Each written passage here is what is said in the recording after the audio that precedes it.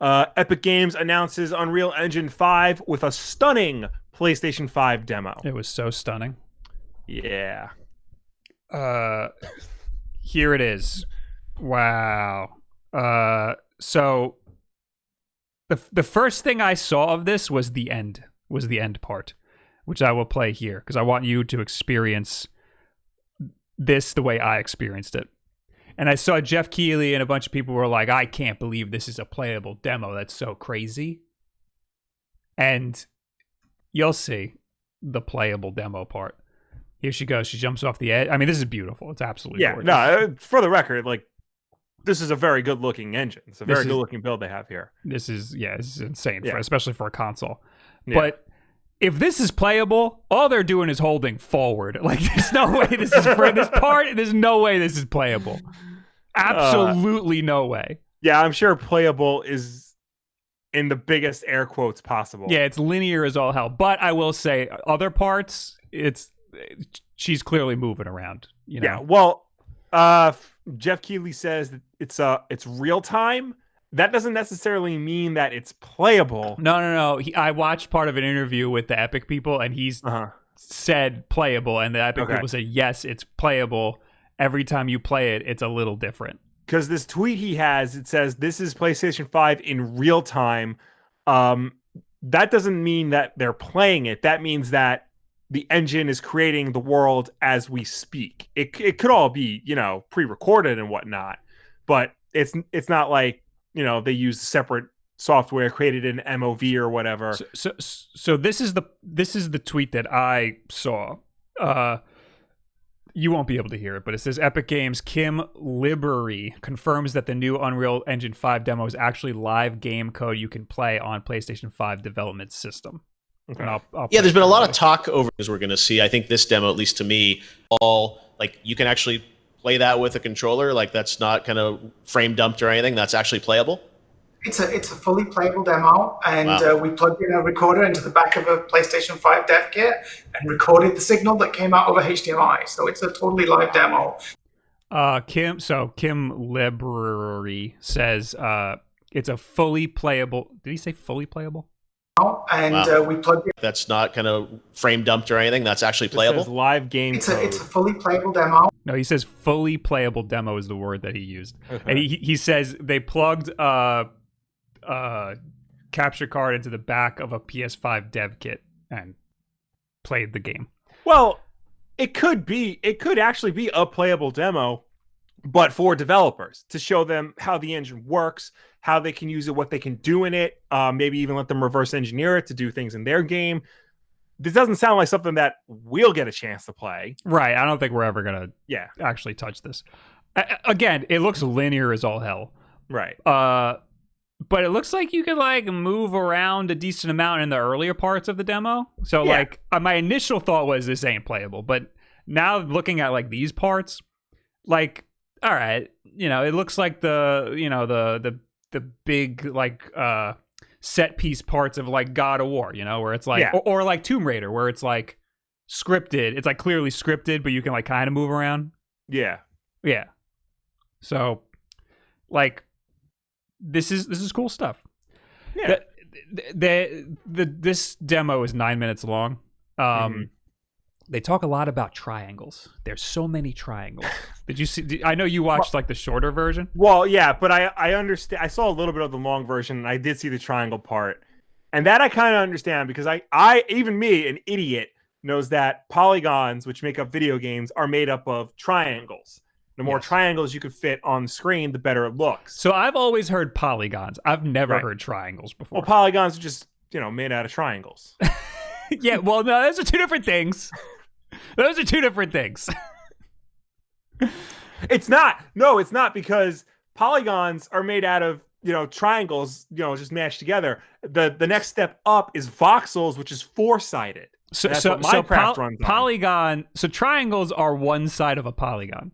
Yes. Yeah. That's what we're getting at. Yeah, and the more polygons you have, therefore the more triangles you have, therefore the better your picture looks. So how come they haven't always referred to them as triangles? How come they've always referred to them as polygons in the past? I think it has more to do with the fact because it's, a polygon is trying to create like a 3-dimensional shape, Mm-hmm. and a triangle really just refers to a 2-dimensional shape. A triangle is literally just 3 sides, whereas a polygon is the whole 360 degrees around. Right, but you know, like character. in the past, when we're talking about, you know, like the Xbox 360 and Right. the N64 and everything, they're counting the polygons. Yeah, They're well- always talking about this is how many polygons you can have on screen. I've never heard them say this is how many triangles I can have on screen. Because, you know, I think it's one of two things. Either one, polygon sounds cooler than triangle. It Two, does. you know, they're sticking to, you know, the difference between, you know, really distinguishing between a triangle, which is a flat shape, and a polygon, which is a 3-dimensional shape. Do you understand what I'm getting at here? I understand. Yeah. We got Geo Thermal in the chat who says, I thought a polygon was a shape with closed sides and almost any shape. Now I gotta Google the literal definition of polygon. I mean, in computer graphics, a polygon is usually 3 sides. Well, Right. on one surface, it has 3 sides, right? Yeah. That's as far as I know. And it's made up of a bunch of triangles. The first thing that comes up when I Google Polygon is the website Polygon. Yeah. A plane Thanks a figure lot. with at least 3 straight sides. So it could be more than 3 straight sides. Okay.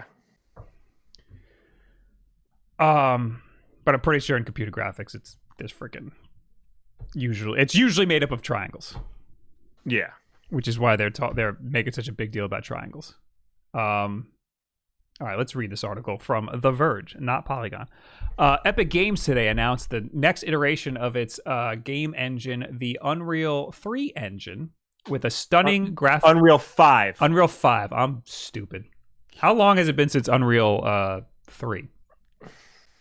I think that was the 360 era. I'm just going to play the demo on the other screen while I attempt to read this. What is that? Oh, The Verge is playing a freaking ad. Shut the hell Nice. up. Unreal Engine 5. We're currently at 4. With a stunning demo running on the PlayStation 5. This is the most PlayStation 5 news we've heard since the controller got announced. Yeah. Epic says the demo shows off what next generation game consoles will truly be capable of once developers have full access to creative tools like Unreal Engine 5 and the capability to squeeze the maximum out of the new hardware and software baked into the Sony's PlayStation 5 and Microsoft's Xbox Series X. So they're specifically focusing on PlayStation 5, but of course it'll also run on Series X. Yeah. And they're probably focusing on PlayStation because they probably have some deal in place with them. That's usually why they do that. Yeah, usually these people lean one way or the other. Was Epic in bed with Microsoft this time or no? I don't think This so. generation? I don't think so. I know Unreal 4 runs on everything. I think it might even run on Switch. Well, yeah, this runs on everything, Yeah. but they're, showcasing it on PlayStation 5. Quote, the graphics speak for themselves and Epic has always pushed the bleeding edge of what's possible, CEO Tim Sweeney tells The Verge. Quote, our goal isn't just to bring more features to developers. The hardest problem in game development right now is building high-quality games. Takes enormous time and cost, so we want to make developers' lives easier and more productive. To show off Unreal Engine 5's capabilities, Epic put together a demo running on a developer's version of PlayStation 5 hardware and captured the output. The results showcase incredible visual quality combined with the detail and photorealistic lighting Epic promises its new tools will deliver. According to Kim Lebriery, Epic's chief technology officer, the next-gen consoles are going to give consumers a quantum leap, and Unreal Engine 5 is another leap on top of that. Library says he's fairly confident developers can achieve visuals like that within a full studio title and not just hyper-optimized tech demos using next-gen console and Unreal Engine 5, but he and Sweeney explained that it may take some time for the full scope of the hardware and software to be realized and for developers to become fluent in the tools. That's about all I think we need to read of that. Yeah. So, I mean, it looks obviously it looks beautiful. But these tech demos always look great. Yeah. You know? Just because this is running on a PS5 doesn't mean any PS5 game running Unreal will look like this. Yeah. Chances are there will be a visual downgrade. Probably not significant. But there's going to be a visual downgrade when actual games start running on this engine. Well, look at what PlayStation 4 and Xbox One games looked like when it launched. Yeah. And look at what they look like now. They look pretty crazy now. Like, look at The Last of Us. It looks insane. Especially compared to, like, you know, the first Watch Dogs. Yeah. Well, the first Watch Dogs, we were like, that's going to be a next-gen title. That's how good that looked. And now you look at it, it doesn't look that good. I'm not saying that it'll never look this good. I'm just saying when the games start to come out, they're not going to look this good. Yeah. Eventually, they might. Yeah.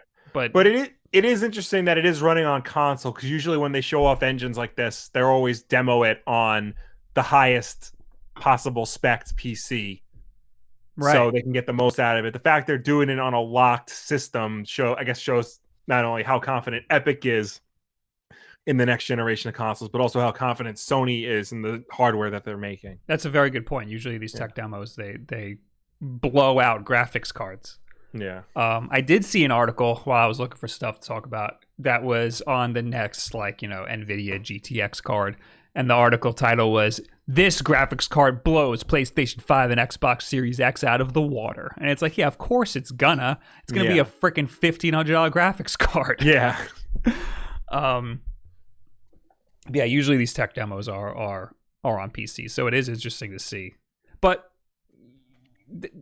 that just means they're getting these engines to be more scalable, so that they can fart games out onto a plethora of different consoles or devices that have varying different power. Yeah, you know, because Epic, their biggest game is Fortnite. One of the biggest games in the whole friggin' world. That is on literally everything. Yes. And they know the value of getting games onto literally everything. So Unreal Engine 5 might be able to get you to put, you know, stuff on your phone and stuff. Might be able to get you to put games from your phone all the way up to the highest end PCs. Mm-hmm. They specifically talked about in their little 9-minute demo how one of the assets, this like really nice high detailed statue, they said this was made in ZBrush and then just imported straight into this. Now, I don't know much about game development, but I have a feeling that you used to not be able to do that. I think you used to have to like they would make really high, like detailed like assets, and then when they put it into the engine, they'd have to, you know, kind of like get rid of a lot of the polygons or triangles, if you will. And they said this has like 1 billion in it or something. Yeah. I forgot how many triangles they said were in this. But then, so there's one statue that was imported straight from ZBrush, the highest texture count, whatever.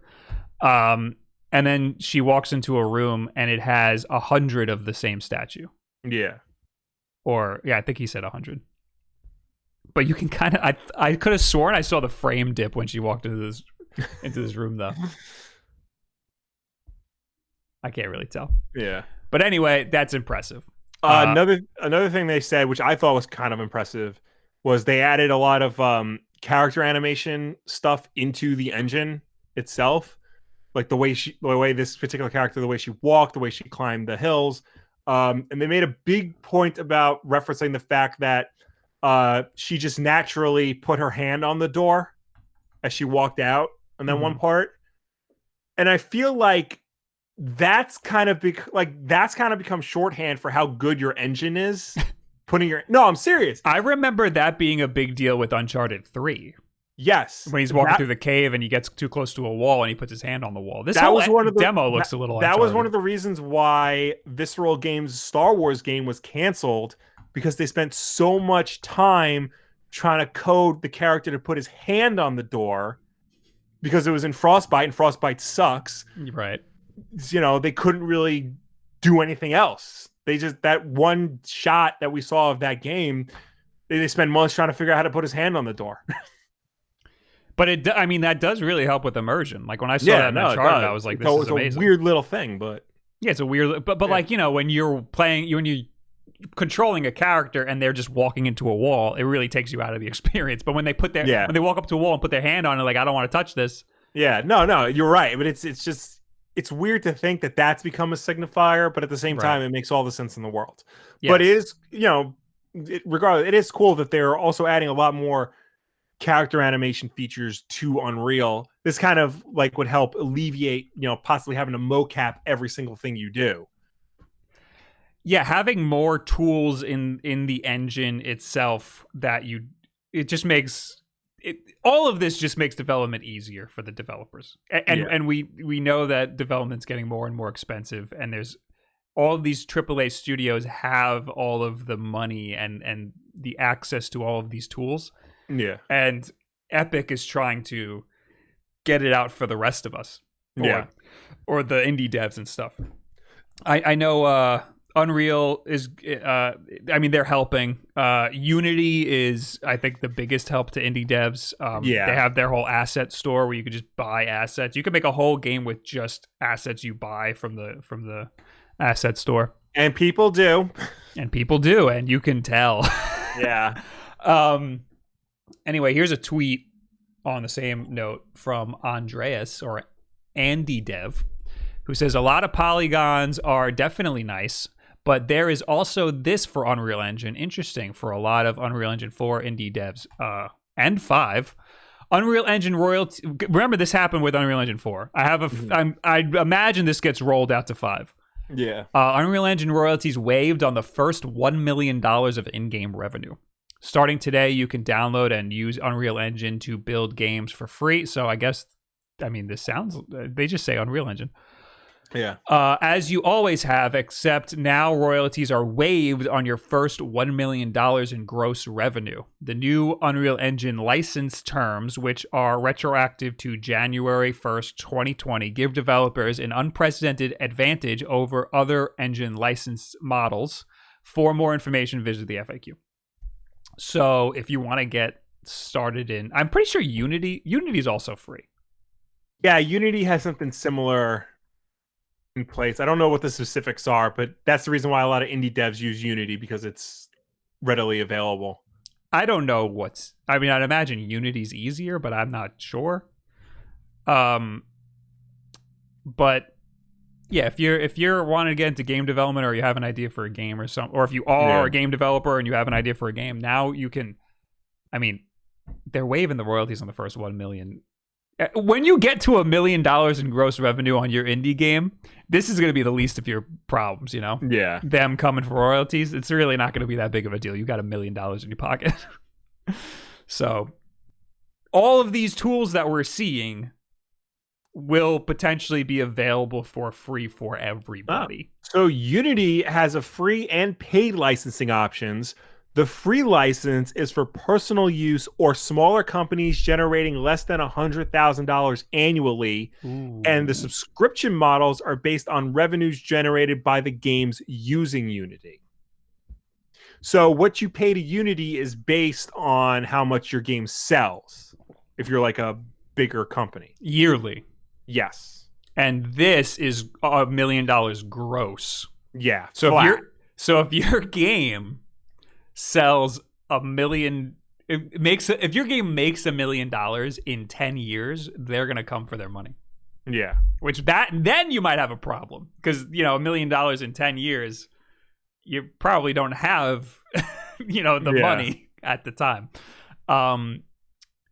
So I don't know. I mean, I think they're both good options if you're starting game development, or you have an idea for a game and you want to get going.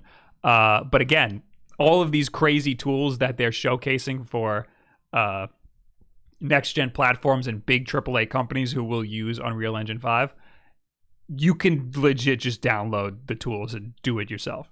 Yeah. Which is insane. I wouldn't be surprised if this entire demo you'd be able to tool around with. So that's exciting stuff. Oh, here's all the polygons. Look at all those triangles. Wow. Oh, beautiful. So beautiful. So beautiful triangles.